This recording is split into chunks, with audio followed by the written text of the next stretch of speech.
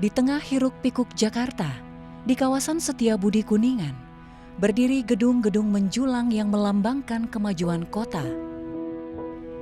Namun, di sela-sela kemewahan itu, ada sebuah ruang sederhana, sebuah sekolah kecil yang memberi arti besar bagi anak-anak prasejahtera. Saya mempunyai keyakinan bahwa sebenarnya anak-anak dari keluarga prasejahtera, anak-anak yang mereka tinggal di wilayah-wilayah homogen, itu kalau misalkan benar-benar kita dampingi, kita berikan motivasi, mereka bisa menjadi menjadi anak-anak yang bahkan mungkin bisa lebih punya semangat untuk mendapatkan pendidikan, bisa semangat lebih semangat untuk mencapai mimpi mereka untuk mengangkat derajat keluarga.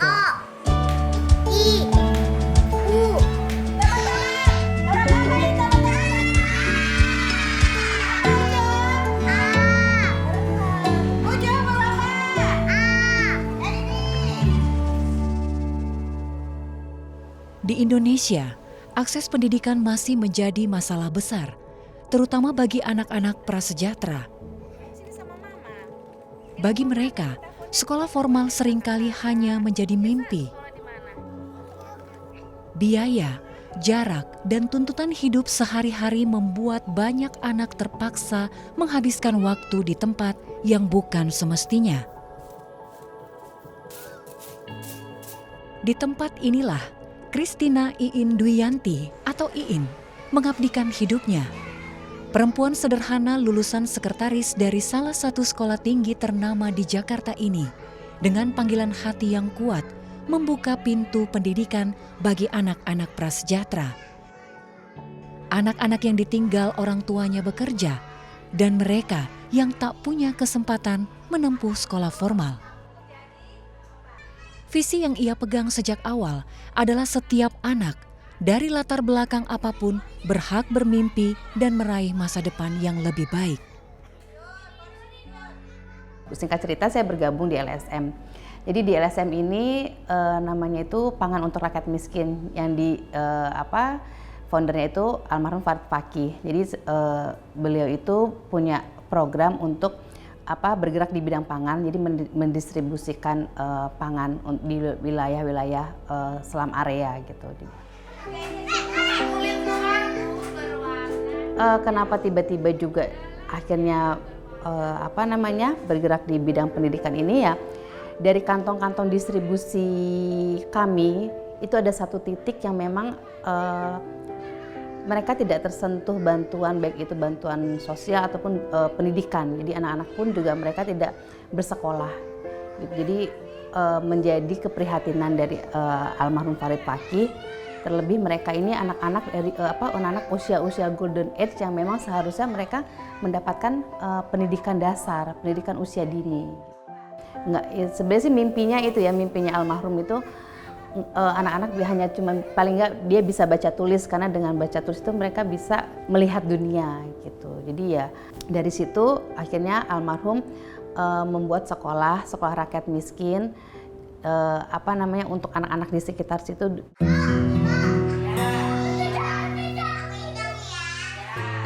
Sepeninggal almarhum Farid, Iin kemudian melanjutkan sekolah ini walau sempat mundur beberapa waktu karena merasa tidak yakin dan mampu.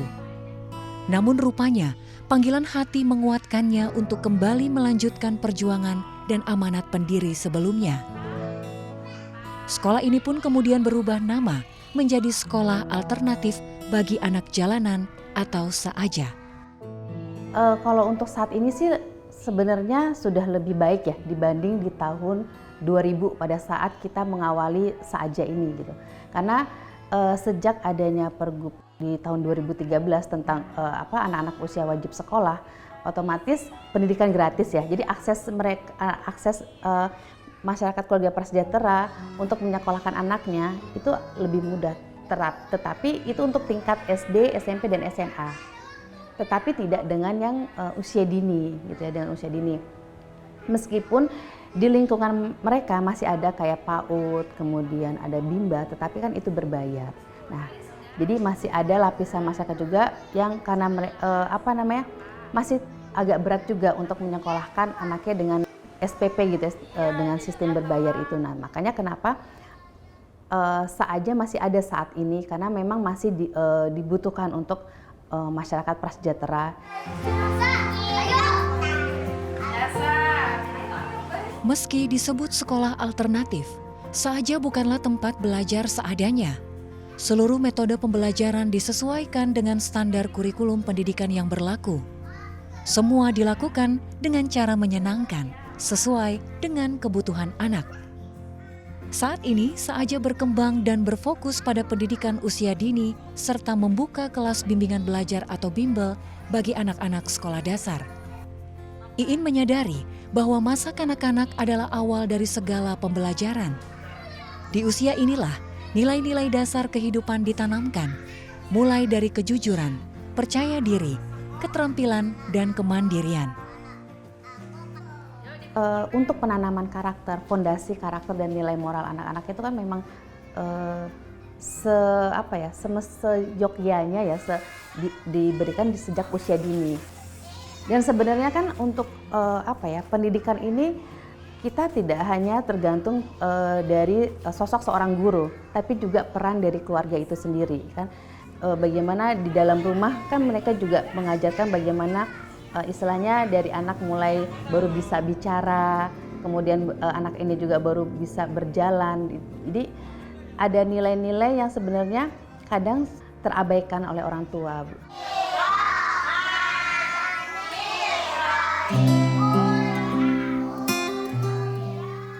Nur Laila atau yang akrab disapa Nunung, salah satu relawan pengajar di Saaja.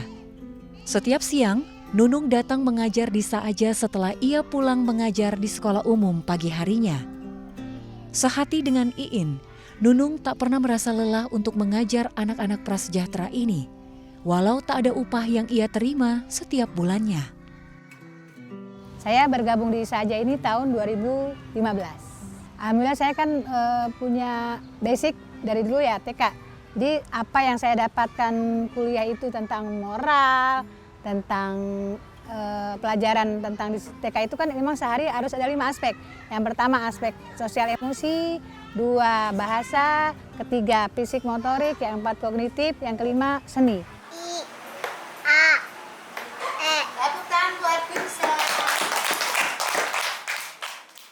Tantangannya sosial emosinya itu anak selalu dalam ucapan, kotor dari yang itu kita ininya agak susah. Jadi tantangannya itu dengan perilakunya yang sehari-harinya biasa di rumah keras, jadi kita harus tekankan di sekolah harus keras juga. Ciri-ciri saja itu harus dengan suara yang lantang, tidak bisa dengan suara yang lembut, tidak didengerin sama anak-anak. Mana tawannya? Ucup ya, cukup tahu. Ucup, mana tawannya? Panggil hati nurani, karena saya seorang pendidik kan ibaratnya sudah dari hati ya. Ibaratnya mau tuh anak miskin atau kaya, tapi alhamdulillah dengan itu dari hati. Susah kan dari hati ya, walaupun orang tetap miskin tetap bisa sekolah. Jadi saya tuh awalnya tuh dari hati. Mana Yusuf? Mana Yusuf? Ya. Ada kebanggaan tersendiri bagi Nunung ketika melihat anak-anak Saaja bisa bersaing dengan sebayanya ketika masuk sekolah dasar hingga sekolah menengah atas. Ini menunjukkan bahwa anak-anak prasejahtera punya kemampuan asalkan diberikan kesempatan yang sama dalam hal pendidikan. Alhamdulillah pas saya sudah mengajar, dengan rasa haru saya berubah. Jadi ibaratnya apa yang saya mengajari berubah dengan karakter. Maka itu saya terharu, oh dengan cara begini alhamdulillah anak saya berhasil gitu. Datang mengucapkan salam, selalu salim, selalu berkata-kata yang baik, tidak pernah yang pernah dia alami pertama sekolah, alhamdulillah sudah berubah total. Saya sebagai itu udah berasa berbangga hati karena berhasil untuk saya mengajar di Saaja ini.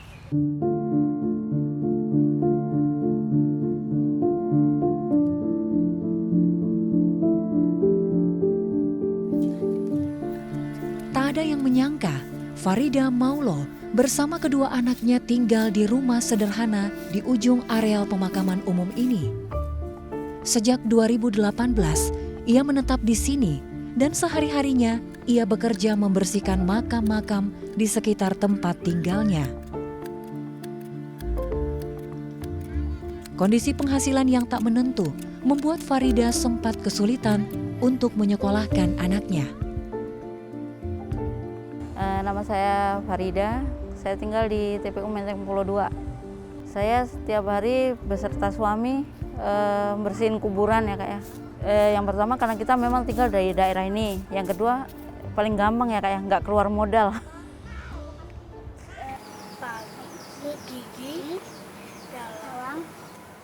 Kalau bagi saya nih, anak saya biar sekolah lebih tinggi itu biar meninggikan derajat kita sebagai orang tua ya Kak ya, menjunjung tinggi nama keluarga. Jadi masa orang tua udah menderita, anak harus ikut menderita Kak. Kalau pendidikan mah tergantung dari orang tua aja Kak. Kalau orang tuanya dorong supaya anak itu berpendidikan lebih bagus kan, otomatis disekolahkan. Gitu. Tapi kadang orang tua memilih ngikutin kemauan anak.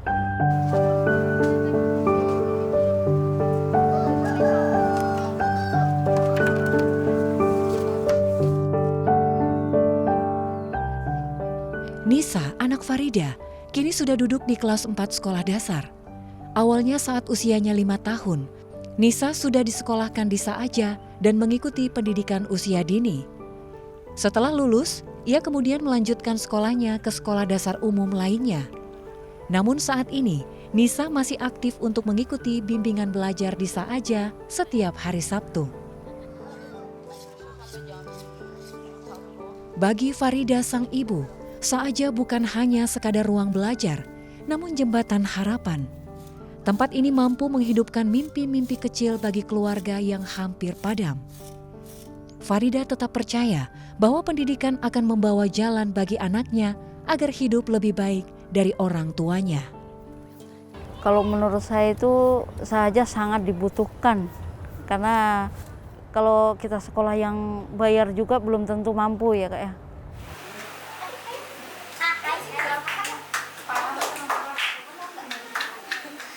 Menurut saya pendidikan di Sahaja sangat bagus ya Kak ya, karena nggak ketinggalan dengan TK-TK yang bayar. Ya, dulu anak saya nggak bisa baca pun dari keluar dari Sahaja, udah alhamdulillah bisa baca. Alhamdulillah, menurut saya nih ya, perubahan dari anak saya ini sopan santunnya bisa inilah pokoknya.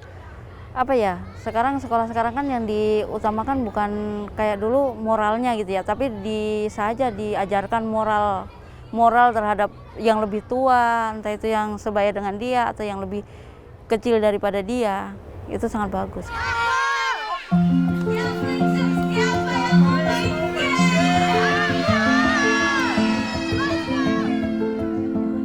Saaja tak hanya menjadi tempat belajar bagi anak-anak prasejahtera. Di balik ruang sederhana ini, tumbuh sebuah lingkaran kepedulian yang datang dari banyak hati yang peduli. Setiap pekan, beberapa mahasiswa dari berbagai universitas datang bergantian. Mereka mengajar membaca, menulis, berhitung hingga mengenalkan permainan edukatif kepada adik-adik di Saaja. Saya setiap ada anak mahasiswa sih selalu bilang, kakak jangan sampai sini aja ya, silaturahmi harus berjalin. Ya Bu, banyak sih yang sudah tergiur untuk membantu kami di sini. Cuman ya mungkin ada kebatasan dia waktu belum sempet ya saya berdoa kepada kakak-kakak yang sudah berkunjung ke sini, mudah-mudahan bisa mengajar, membantu kami di sini jadi relawan. Aku mau pilih lagi. Yang pakai baju merah. Hai, what is your name? Nama kamu siapa? Mudah-mudahan lebih banyak lagi orang yang berpeduli dengan saja untuk kedepannya. Tapi untuk anak-anak di sini mudah-mudahan anak-anak menjadi anak yang soleh dan soleha, semangat untuk belajar. Walaupun kita miskin tetap bisa sekolah supaya apa yang kamu cita-citakan berhasil. Yang kamu impikan berhasil.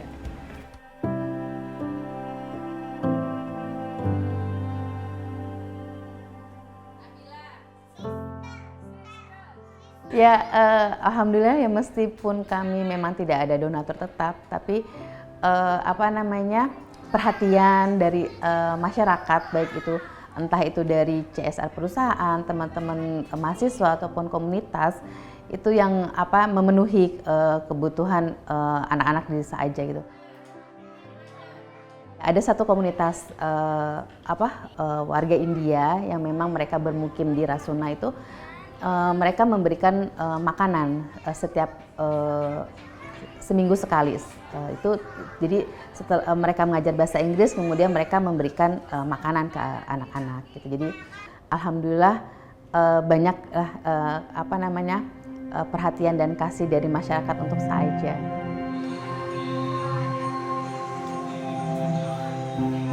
Perjalanan Saaja bukan tanpa tantangan. Keterbatasan dana, lahan yang sempit, kebutuhan penunjang belajar siswa terus menjadi perhatian Iin. Namun baginya, semua hal tersebut bukan alasan untuk berhenti. Saaja berdiri di tengah kontras yang mencolok.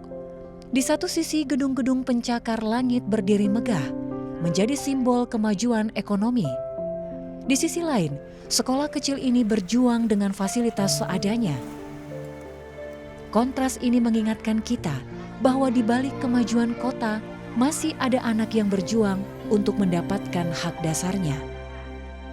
Miris ya kalau dilihat ya, maksudnya kadang yang terlihat di depan mata tuh belum tentu ditengok gitu. Jadi kalau saya pribadi, mau orang melihat seperti apa, mungkin hanya melihat sebelah mata. Yang penting saya menjalankan bagaimana anak-anak yang membutuhkan, anak-anak dari keluarga prasejahtera ini yang memang menggantungkan harapannya bisa berjalan ya dengan baik gitu ya. Makanya suruh pagi-pagi ke sono, ke sono kan. Ya itu ketemu sama ibu-ibu yang jaga di sono, saya bilang, saya mau aktifin di TKS. Karena anak saya ini dari sekolah minta buat. Ya itu tadi nyata. Kadang ya mereka melihat hanya paling kasarnya ya mungkin ya jualan lah istilahnya gitu ya, jualan jualan pendidikan lah, ataupun menjual kesedihan gitu kan. Tapi kalau saya menjalani ini ya ini yang nyata adanya gitu. Dan kita juga nggak usah jauh-jauh ke pelosok bahwa memang pendidikan itu belum merata, apalagi ini di kota besar, di daerah segitiga emas gitu ya. Jadinya masih banyak anak-anak yang perlu pendampingan, masih banyak keluarga juga perlu pendampingan bahwa dan juga memberikan pemahaman bahwa sebenarnya pendidikan itu penting, dan itu pun tidak hanya pendidikan yang untuk formalnya, tapi pendidikan karakter, pendidikan moral.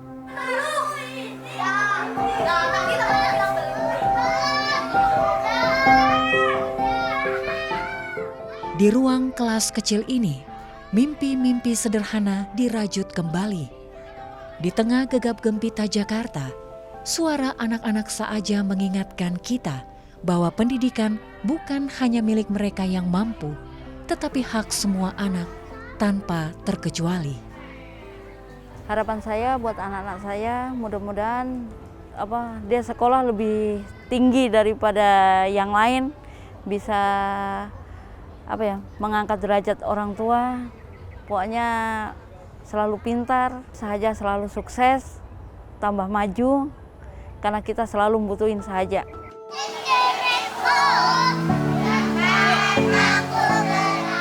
Harapannya untuk anak-anak jangan patah semangat untuk meraih cita-cita. Jadi meskipun dengan segala keterbatasan, semangat terus untuk bersekolah, menempuh pendidikan, karena untuk saat ini akses pendidikan itu sebenarnya mudah, tinggal bagaimana kemauan dari diri kamu sendiri dan juga dukungan support dari orang tua.